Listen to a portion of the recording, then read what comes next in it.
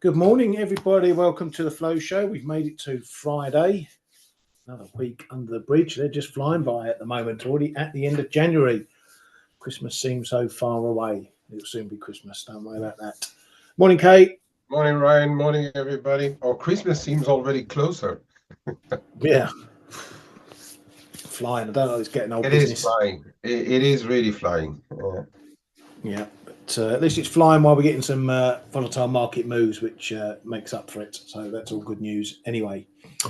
Right. Let's get cracking. Going to kick off in Japan, where we've had CPI data out of Tokyo and still going the right way for Mr. Ueda and Mr. Ishiba.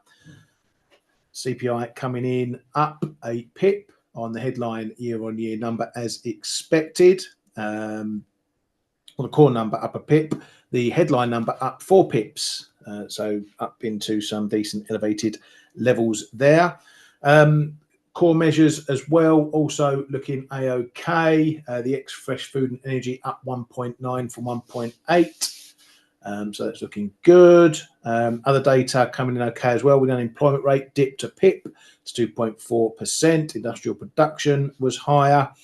Positive numbers through most of those. Not so good amongst the retail sales numbers. Overall, year-on-year retail sales up nicely at 3.7%. There was a little bit wobble amongst some of the larger retailers on the month, down 0.7%. But running on the year, pretty decent. Industrial production as well, doing okay there too. So data still going okay for Japan. Not much to worry about at the moment. Ueda pretty much echoing that. He was out with some comments in Diet, but nothing new, just as usual. If things keep going as they should be, as they forecast, then they'll look to hike again. PM Ishiba talking up to Trump again, says Japan will continue to invest in the US and create jobs, and urges the US to provide a stable supply of energy resources. There's also another story doing the rounds that they want to get involved with the Alaska pipeline that would get them involved in energy from the US as well. So all talking nicely, data looking nicely, Bank of Japan looking nicely for a potential hike to come. Don't know when that will be. Anything you picked from that data, Kay? No. Well, I mean, we had two things. We had those inflation numbers, which are supportive for the Bank of Japan to continue at their own pace. And then, as I said yesterday as well in our rooms, it's a bit of a double-edged sword.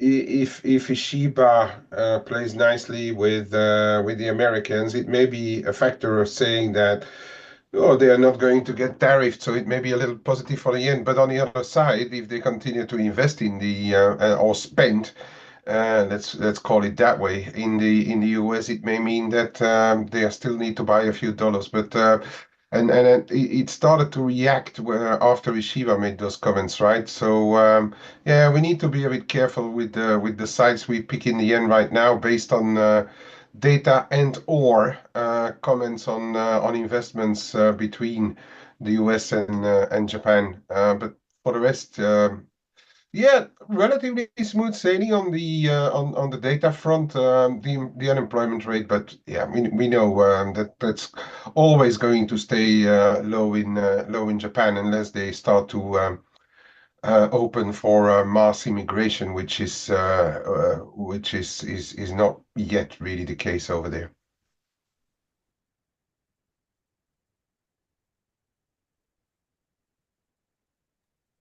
And we lost you, unless you are Sorry, mate. drinking some. Yeah, I was just looking at something. There is something ticking over between Japan and China. China may be on their holidays, but they're still keeping their eyes on things. The Ministry of Commerce is responding to Japan's plan to implement export controls, particularly on semiconductor exports, to which China says they oppose that strongly, and they reserve the right to take measures to safeguard their interests, and also say that Japan's planned exports limits will hurt the supply chain. So a bit of a thing brewing there as well between Japan and China, and those semiconductor export limits. Again, is something that Trump will probably be happy with on his side. So yeah, more sucking up it seems. But yeah, another bum fight brewing there. Brian, yeah, we'll get to that most certainly. If you weren't around our chat room or on the old social media, then you would have been you would know what that was all about. But we'll get to that in a while. Right, moving on to some of the rest of the data today out of Germany or out of Europe. France CPI coming in a little bit mixed. Headline CPI for France coming in a pip higher, was expected to go up 2. The Eurozone measure coming in a pip lower than expected, but unchanged year on year versus the 1.8 prior. Spanish retail sales, good numbers again. Well, year on year numbers anyway. I haven't seen the month on month numbers, but year on year looking good. Nice positive for Spain, still ticking along nicely, showing their northern cousins how to do it. German unemployment rose to 6.2% from 6.1%, so more good news over there.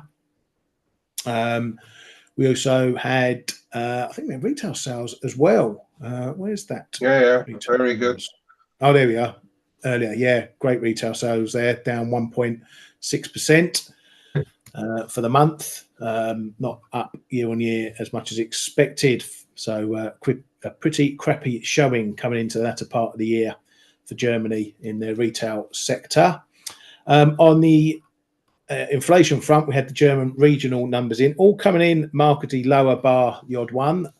A lot of losses there. Hess was the only one that went up, although there was messing around, if you remember, last month with those numbers.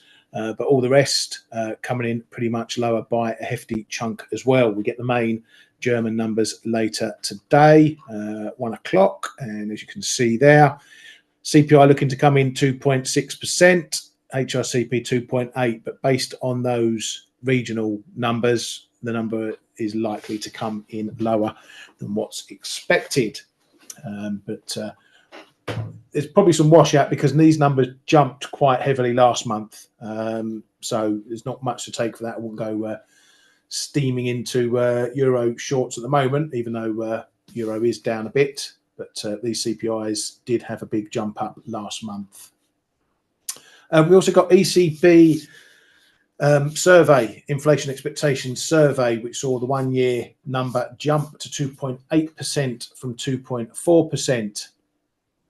The 3 year expectations stayed, actually dipped down a bit to 2.4% from 2.6%. I'm going to make sure I got that number right there.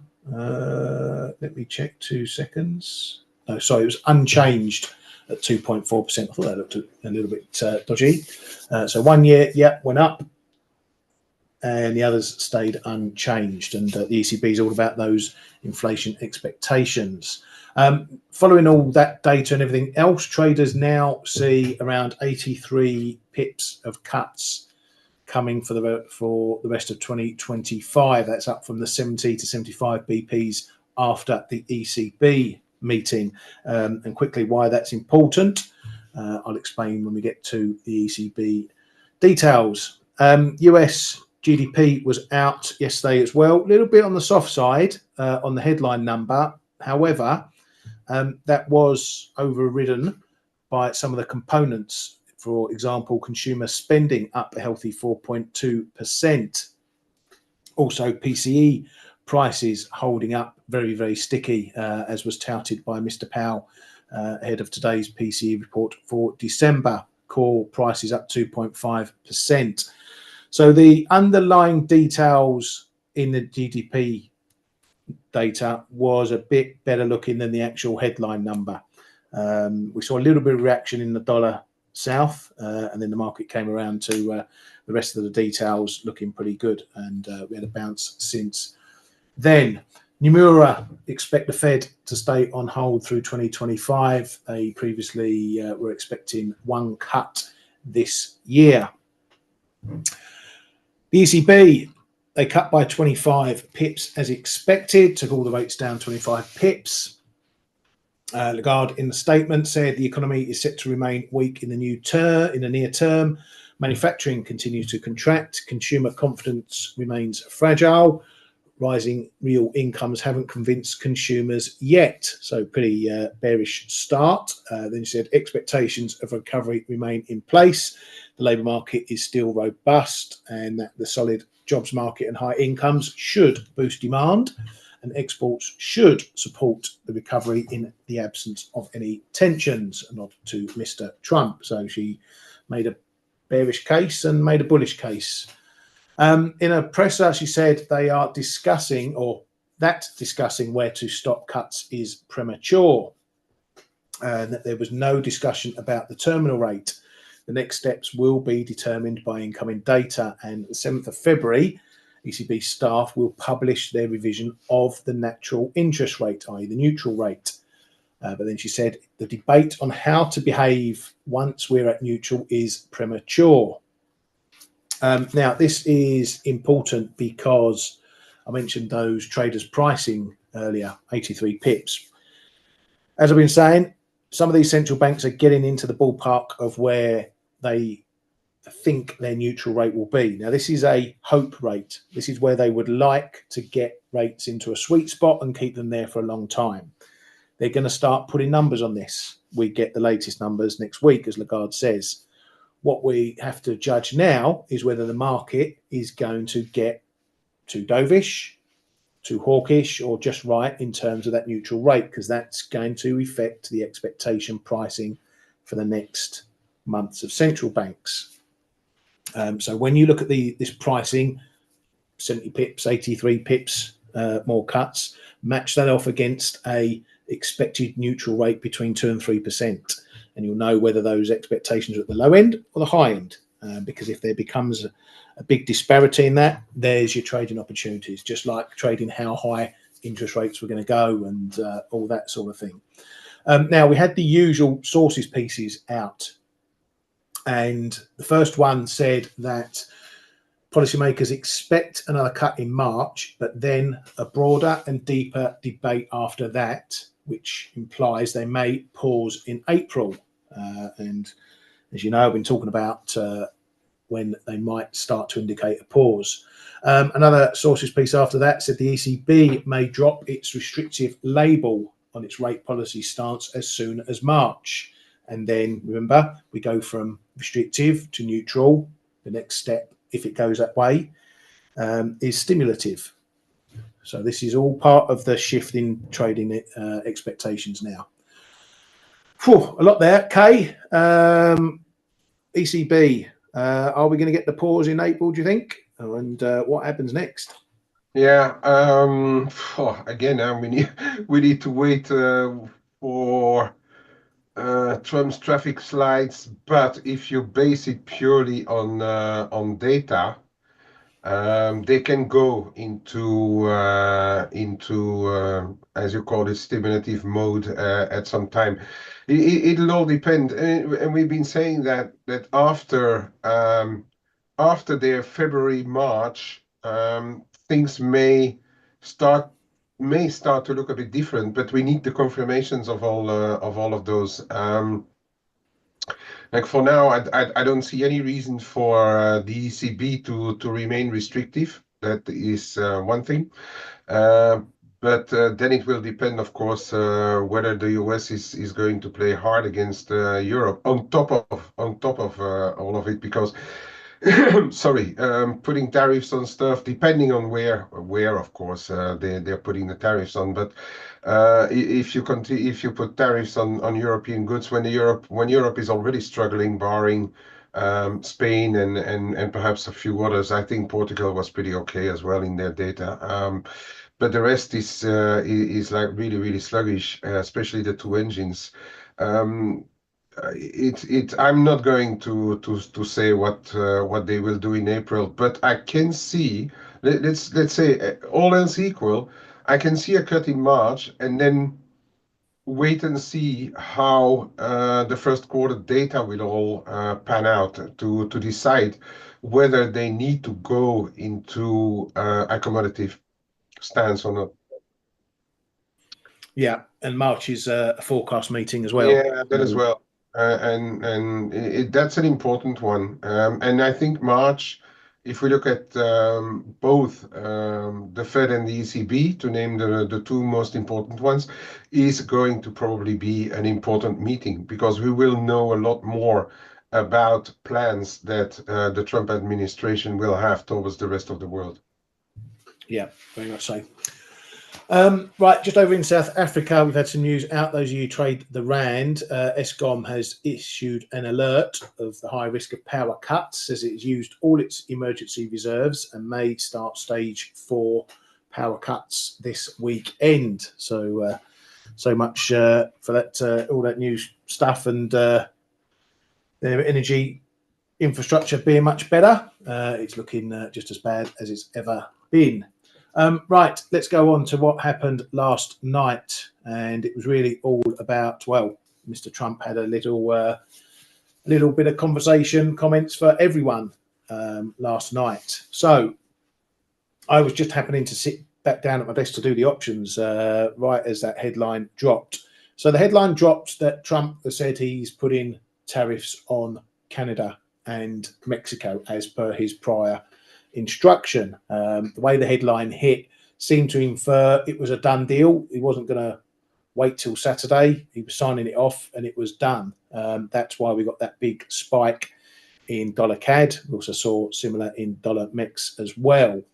Then he came out, the headline came out that he was going to tariff oil as well. But then he said, other headlines said that he's going to think about or decide about whether he imposes those tariffs on oil for Canada and Mexico Thursday night. We haven't had anything since then, I don't believe.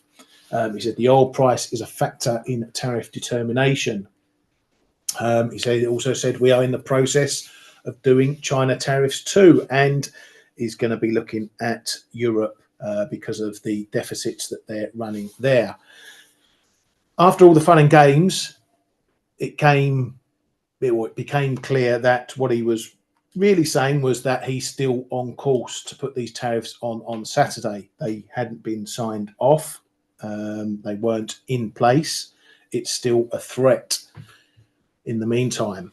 So that's why we got a bit of a reversal pretty quickly. Then we had another piece coming out from Reuters, pretty much as I'm going to bed. And apparently Trump's border man or border person is going to meet with Canadian officials ahead of Saturday's tariff crunch date. That didn't get bandied around too many wires, but I decided to have a little short on the back of that story. My overall opinion is I feel that Canada's probably got a bit more of a chance to get a deal done than Mexico. The reason being, one of the things Trump says is the reason for these tariffs is the drug fentanyl crossing the borders. And one of our guys in the chat room, James, he pointed out that Canada, the stuff coming through Canada is tiny compared to what comes through Mexico. So they potentially don't have to do a lot to fix that, or to say to Trump that they'll fix that. We've still got all these background meetings going on. We had Rubio speaking to Minister Jolie in Canada. Now we hear that there's more meetings happening. So there's stuff going on under the surface that indicates we may still get a deal, and potentially that Trump was just twisting the screw a little bit ahead of tonight's deadline or tomorrow's deadline. So here we are. Canada had a little bit of a set off this morning. We're back up towards 145. Now we're in wait and see mode. I've been saying this week, not ruling out a gap or a big bounce, but just to be a bit wary about the size of it. I've heard people talking from 147 to 150 for a potential reaction. We knew this was coming. The market knew this was coming. Okay, we had the reaction on the headlines and then the reality, and the market came back again. We still might get another reaction if those tariffs go on, but that may not happen until the weekend when markets will be closed. So the gap risk remains. Whether we do more than what we did last night remains to be seen. but we just have to be careful of that. This move wasn't even as big as the one that we got when Trump, the day after Trump's inauguration, when we heard all that news in the first time. So if you're thinking 150 is coming, it may not happen straight away. And this is only one part of the potential tariffs as well. It's not on trade just yet. Okay, Mr. Trump is signing some executive orders later tonight as well. Yeah. We can let our Friday night blown out the window. Yeah, that's well, two things. We need to be on guard again, and our dinner will likely get cold while listening to him. But on the other hand, it may reduce the potential weekend gap if he already announces everything tonight, right? So that is the positive. On what he says, yeah, I think you're right. I was thinking everything may settle down a bit, but then he was so speaking so much about those big trade deficits as well that they have with Canada and Mexico. That I'm not going to rule out that he signed something nasty tonight, just to make them feel a bit of pain, both of them. Yeah. For the rest, it's really it's still possible that he gives them time, to negotiate. But so it'll all depend what exactly he signs tonight. I'm really not having a lot of positions in those two currencies because I just don't like to have positions in them. Yeah, I'm like really tiny in Euro makes, but it's nothing that's going to hurt my book at any time. But yeah, I mean. It's really a coin on its side for what he may or may not do still, because yesterday he was really sounding like, oh yeah, this is a done deal. We're going to slap tariffs on everybody, including but he didn't spend too much time over Europe. He did say that he's going to take care of the trade deficits there as well. But yeah, it's still there's still a possibility that he doesn't really sign anything nasty Yeah, tonight. But the hope is that he signs whatever he needs to sign, and that we don't get into weekend gaps. That's really the hope I have. yeah, exactly. And there's really three outcomes. One, the tariffs go on as expected tomorrow. Two, no tariffs go on tomorrow when we hear nothing, which I think is a low chance. Or three, as Kay says, Mike said it as well, we might get some sort of extension.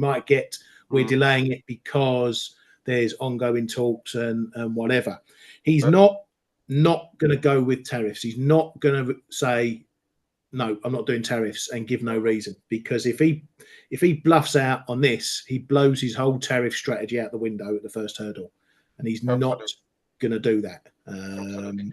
What Deresh says over there, he may ask Canada to be the 51st state. Okay, I think from Canada's point of view, that's never going to happen. But you have a point, because he was hammering so hard on those trade deficits and paying for everything in Canada.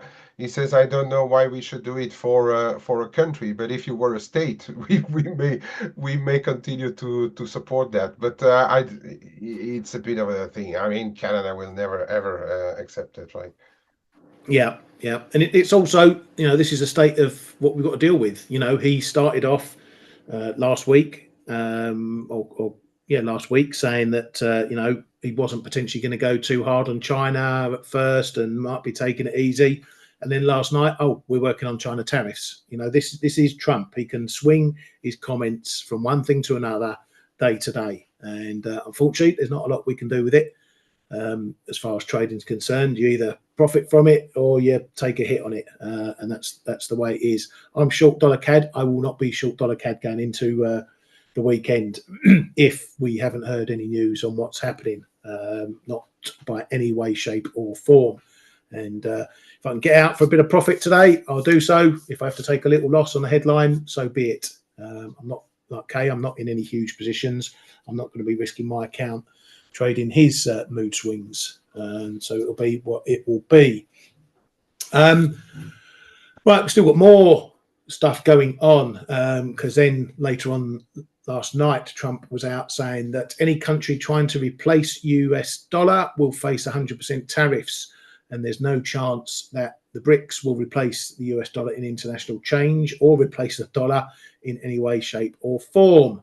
Now, the Kremlin was out, aka Putin was out this morning with a reply saying that the BRICS aren't discussing a common currency, which we didn't get that sort of headlines when Biden was in the House. So it sounds a bit concessionary, shall we say, that they're not willing yet to pick a fight with Trump over that. Okay, he's been a bit neutral. He hasn't been very confrontational since Trump's come in. We've obviously still got trying to fix the Ukraine situation and everything else. At some point they're going to meet, or something's going to give, do you think? It's I'm trying to weigh my words because I want to remain politically correct.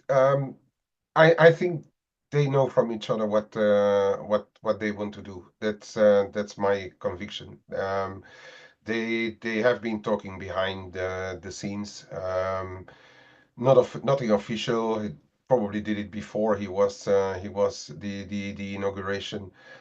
Similar with Xi in China. I think those three know from each other what the plans are. So any official headlines, I'm taking them with the necessary bag of salt. Now, not thinking about a common currency. That's still very possible because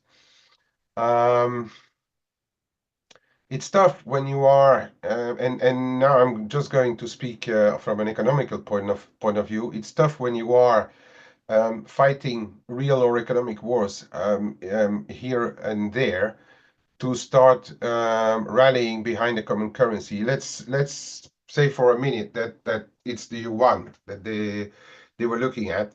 How do you marry this idea with people who are in India, Brazil? South Africa is probably a different issue, but because they have so many problems that they may accept whatever goes on. But the rest, how do you rally them behind a common currency to go as far? Now, there is a difference between having a common currency and having common markets, and so you can say we are not talking about a common currency, but you can very closely cooperate on a certain state of common market in fixed income and stuff. So there is difference that will economically and in the facts also have an impact if they would do so. So I'm taking all those lines with a bag of salt. And yeah, I still want to see, because he was talking about the Ukraine-Russia war again last night as well, saying that it should never have happened, and a deal could be made. That he's going to that's his next thing after the tariffs, that he's going to take care of that. Well, let's see what comes out of it. But that's how I would stand against those comments about common currency. And we were having a discussion in the room also. I was asked a question about de-dollarization and everything. It's like such a big word. I think Trump in a way is somewhere right in saying, well, I mean, in the back of his mind, it's going to be impossible to move away from the dollar. It is going to be impossible for as long as everything is denominated in dollars that you trade around the globe. The thing is that the reserves. So everybody is talking about the reserves, and the dollar as a reserve currency. If you look at of course, a state of wars and stuff like that. Some of the dollar reserves in some countries have been reduced, but if you look at it in a global, scheme of things, 2024 was not a year where dollar reserves have been reduced. Actually, on the contrary. Yeah, thanks very much, mate. Good explanation as always. Well, that's it from the headline front. Unless there's anything else you've got, Kay. Thanks, but no thanks. Good, good. That's what I like to hear on a Friday afternoon. Right, now let's get stuck into what's going on in markets. Not a lot going on in some of the pairs. We have got end of month as well. The final day today. So keep that in the back of your mind. If there's any flaky moves around the tops of hours, you know what it likely is. We have had a little bit of a breakdown, a very small breakdown. We were sort of knocking around this 85, 90 area. Euro dollar, we've had a little mooch down. Still a lot of people looking at that 103.50 right in the middle of this zone I've got here to maybe get into some longs. We'll see if we get a test down there and what happens with that. Dollar yen on the mooch, having another little bounce up off this level down here, this 50 retracement down towards that 153.75.80 area. So that's proven to be a bit solid. And lo and behold, come up for a test of 155 and it's resistance already. So, you know, the boundaries here at the moment, which way we need to go to get to force a move in either direction. Cable as well. There we go, 124 on the nut, and we bounce. So we're still playing the half pips, half figures, and double O's on that one there. But largely, he's had a fairly quietish week, Cable, given what's been going on before. Again, a bit of a sign of easing tensions in the UK and whatnot. Euro sterling still dragging down. Kay, you're thinking this might be a little bit month-end related. It could be. It could be. Yesterday we had a bit of a sample of the month-end flows, and people were saying like, oh yeah, dollar getting hammered because the GDP is lower. James in our room made a really good comment that we hit the top of euro dollar and the top of a lot of euro crosses as well on the 2-hour bells in our time zone, that is, and then it started to come off again.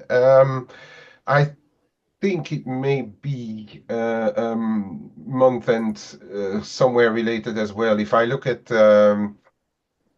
stuff that I look at in equity divergence, bond and some of the bonds, it could be month end, and it's a bit of a battle of the ugly, right, for the time being. Because if you look at sterling, okay, there's nothing like really alarming, but then when you see the measures of business confidence regularly coming out, they are not going to say collapse in the UK, but they are not doing well either in the UK right now. So that's one to keep in mind as well. But I still think the euro in as such is a bit weaker. But we will see today after the fixings whether we print a low or not in this euro sterling. It could be. It could be, and then next week we'll see what happens again. But of course, I mean, it could also be impacted by what Trump wants to do. You know, if he says, "Well, we are going to do something about the European deficits," but he stays mum towards or about the UK. I mean, euro sterling can trade back down to your low 82s in the meantime. Yeah, and we've obviously got the Bank of England coming up as well. As well. Yeah, we'll see. It's still might be a bit of a knife edge whether they cut or not. That's still in play. And then you're talking about interest rate differentials, real ones. If Bank of England doesn't really go too hard on the cutting pedal. Yep. So all to play for. We're bang in the middle pretty much of the range. So we could go either way from that. But it's give or take, it's holding the big levels where it should be holding. So 82 is the big one down below, has been pointed out. And we know that 84.80 to 85 is a big one above. So it's moving between the ranges. If you can go a trade there, that's where it looks like it's paying off. Right, dollar CAD already covered. This is going to be a bit of a wild horse. We had a little mooch back into the range, but This is one where your tech levels are probably not worth leaning on too hard, given that spike and what news may come. You know, if we get headlines that a deal's been done, we're probably going to be trading down through 143, maybe even through this low, down to 140, low 142s, something like that. So if you're going to trade anything or look at your charts, pick your wider areas where any of these moves may run out, because that's probably where it's going to be most sensible to trade as well. I'm going to have a quick look at S&P, then I'm going to bang it over to Mr. K.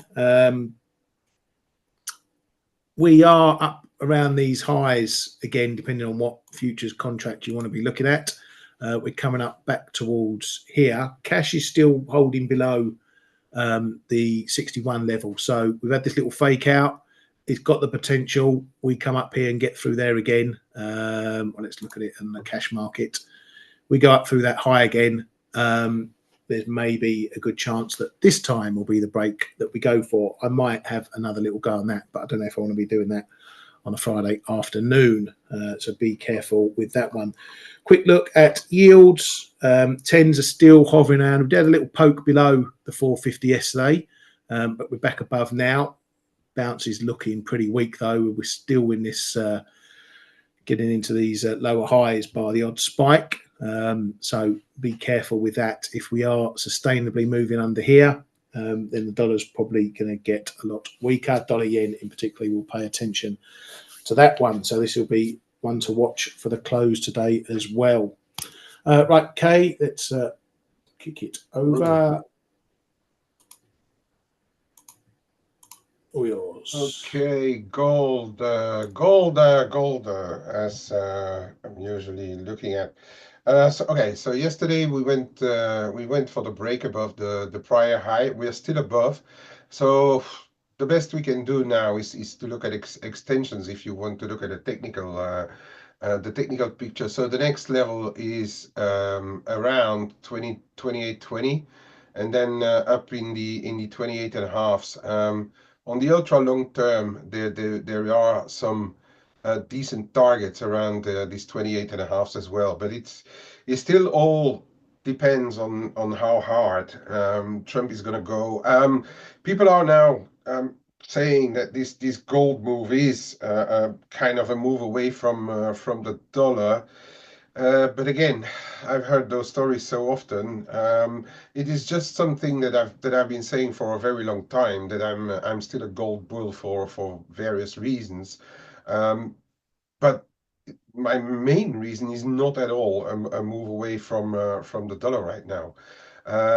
My main reasons are the uncertainty about economies, somewhere sticky inflation. It's a hedge against a lot of bad things as well happening, and therefore, despite those yields holding up, therefore I still think it is a trade to be in for in the course of 2025. I still think in the course of 2025 we'll see higher levels in this. Now Ali is asking about levels to re-enter. I mean, it'll all depend on whether you look at it from the long term or the short term. I think if you look at it from the more medium term, as I said, if all of a sudden we end up seeing it's not going to be too bad on the tariffs or so, we may see a move back down. But we've also seen that when the rumors came out that they may not all be too bad on the shorter term, we came back into this 2730 zone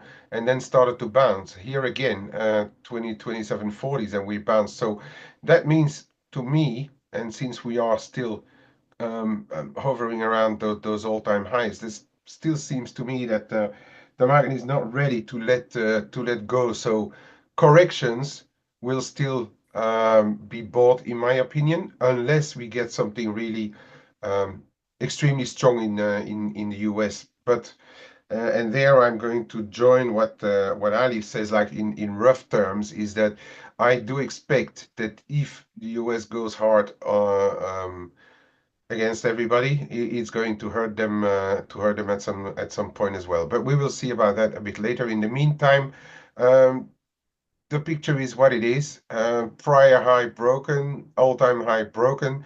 It's still quite bit on gold. Okay, so and if you look at the short term, well, I mean, really intraday, um, long above with a stop below this high here, perhaps 27.85. That's a small risk. That's about a 7-8 bucks bucks risk. If that's an intraday play, potentially. We had a quick look at 28, but so far it's been rejected. Um, that's about all I can say from it right now. My overall bias, I've been repeating this enough, is still for this to trade higher at some stage. Silver, it's holding this little break pretty well for as long as we're above 31.10-ish. 31.10 is still looking pretty good. Bit of resistance here in this zone, but overall looking still pretty good, this silver. So the first zone to be careful now is if we would get back below 31 bucks. Okay. Somebody was asking about the Aussie dollar. I'm going to have a look at the Aussie right here. Um, it's a fragile break. I don't know what's going to happen on the on month end or so. Could go a bit anywhere, but overall, it's still not looking good. Okay, so short term, we need to get back above those 62.30 40s on the Aussie to go back up. But more for the medium term players, this is still a very negative picture, and we are going to need to get above 62.70 80 for a starter. This could be the start of something, but for me, the really the big area is going to be back at that 63 and a quarter. The day Aussie turns back above 63 and a quarter, the bottom is likely in for some time. But in the meantime, for as long as that does not happen here, then I think there's potential to get back to lows, especially if per correlation against China also the Aussie gets a little knock on the head, we could head down there. Now, um, longer term, I don't think we are going to get back down here. I wouldn't think so. Regardless, whatever RBA may come up with in the next meetings, I don't think we are going to drop anywhere near their levels that we saw in 2020. But if I see levels getting closer to this one here, around the 60 and a half zone, that is going to raise my antennas, because I think for the more medium term, it may sooner or later we may find a bit of a top in the dollar. But timing is going to be very important as well. In the meantime, just a quick look at these ones here.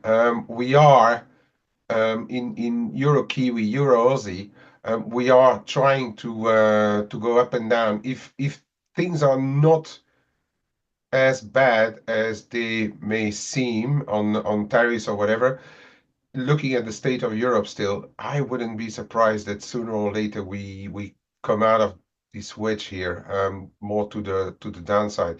And on the Euro Aussie,